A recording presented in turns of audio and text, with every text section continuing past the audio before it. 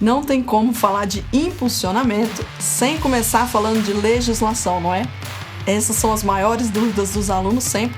Então, é sobre a legislação de pré-campanha que a gente vai começar.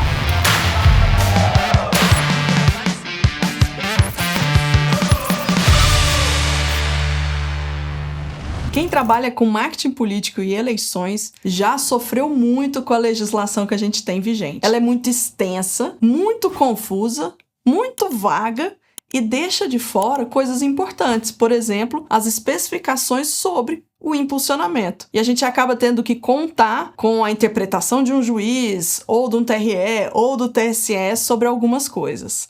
A verdade é que a gente não tem nenhuma linha escrita na legislação eleitoral sobre o impulsionamento na pré-campanha. Mas aí, como gerava muito questionamento sobre isso lá nos TREs locais ou no TSE, o TSE criou um trecho, um artigo na resolução eleitoral que trata sobre esse assunto. É o artigo 3B da resolução eleitoral. O impulsionamento de conteúdo político eleitoral, nos termos como é permitido na campanha, também será permitido na pré-campanha. Ficou muito claro de que é permitido fazer impulsionamento na pré-campanha, mesmo que isso não esteja na legislação. O TSE foi lá e colocou na resolução. Mas olha só o que tem depois da vírgula. Desde que não haja pedido explícito de votos e que seja respeitada a moderação de gastos. Então, de todo o caos que a gente vive sobre impulsionar, não impulsionar, fazer ou não na pré-campanha, pode, não pode, o TSE colocou 2 linhazinhas de especificação,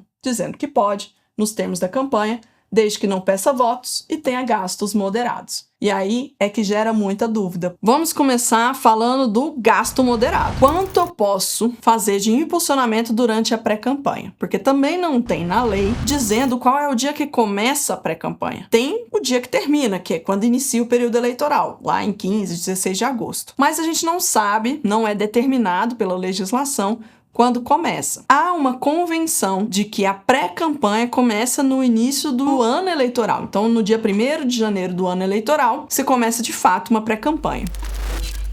É isso, né? Tem candidato que começa a trabalhar um ano antes, mais de um ano antes da eleição. E a gente não consegue isso na pré-campanha. Pois é, diante da legislação, isso não é uma pré-campanha. A gente vai considerar isso, do ponto de vista da comunicação, como um período de aquecimento. No período de aquecimento, a gente pode fazer impulsionamento? Sim, porque trata-se ali de uma pessoa física fazendo um impulsionamento, um detentor de mandato, fazendo prestação de contas do mandato, fazendo divulgação de uma atividade parlamentar. Então, o período antes do ano eleitoral, a gente considera como uma fase de aquecimento e a gente também considera a possibilidade de fazer impulsionamento, até porque já na pré-campanha é possível, por que não poderia fazer antes? E aí a gente tem um marco, que é o 1º de janeiro. Quando a gente lê o que está escrito aqui na resolução sobre os gastos moderados, eu estou considerando, de fato, a pré-campanha, de 1º de janeiro a 15 de agosto. E não tem em lugar nenhum mais dizendo que é gasto moderado. Como professora, eu recomendo vocês que no ano eleitoral não se gaste mais do que 10% do valor previsto do que será gasto na campanha. Uma campanha, por exemplo, tem teto de 4 milhões de reais. O candidato pretende gastar uns 4 milhões de reais no período eleitoral. Isso quer dizer que durante o período de pré-campanha,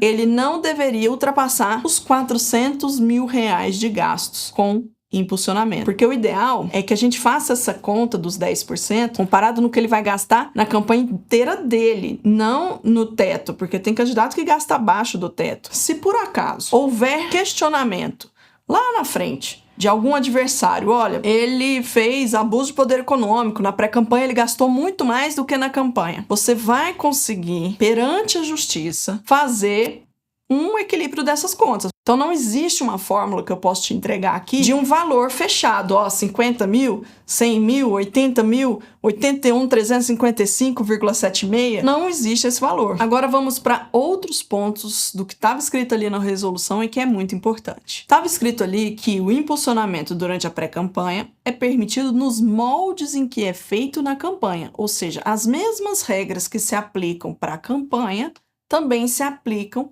para a pré-campanha. Só que lá, na legislação eleitoral, as regras para a campanha falam que quem deve pagar pelo impulsionamento é o CNPJ da candidatura, não o CPF do candidato. Mas considerando o que está escrito ali e considerando que a gente ainda não tem CNPJ de candidatura no período de pré-campanha, quem é que pode pagar pelo impulsionamento nesse período? O CPF do candidato, que é o próprio pré-candidato, e o CNPJ do partido. Não pode pagar via CPF da esposa do candidato, não pode pagar um amigo, não pode pagar o boleto. Toda a configuração da conta de anúncios que será usada para fazer o impulsionamento tem que ser no nome do pré-candidato ou no partido, porque isso pode ser considerado caixa 2 lá na frente, por exemplo. Outro detalhe importante desses mesmos moldes da campanha e da pré-campanha é onde você pode fazer o impulsionamento. Na campanha, é proibido fazer publicidade de banners em portais, é proibido fazer o public post, esse tipo de coisa. Ou seja, o impulsionamento da pré-campanha